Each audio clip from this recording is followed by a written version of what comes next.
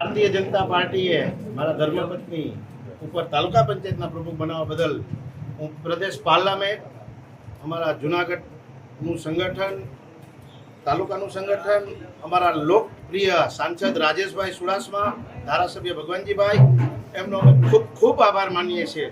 અને આ તાલુકાનો ફરી અમે સારી ટીમ સાથે મળી અને તાલુકાનો વિકાસ કેમ વધારે થાય એવા અમારા સંપૂર્ણ પ્રયાસ રહેશે. જે આજે તાલુકા પંચાયતની વરણી હતી તેમાં બિનહરીફને પ્રમુખ બનાવ્યા છે તે બદલ ભારતીય જનતા પાર્ટીનો, રાજેશભાઈ ચુડાસમા સાંસદનો, ધારાસભ્ય શ્રી ભગવાનજીભાઈ કરગઠિયાનો બધાનો આભાર વ્યક્ત કરીએ છીએ. અને જે ભવિષ્યમાં જે કામ ભારતીય જનતા પાર્ટી આપશે તે અમે સૌ કરશું, એમ જે અધૂરા છે અત્યાર સુધી જે બધા કામ તો કરેલા છે.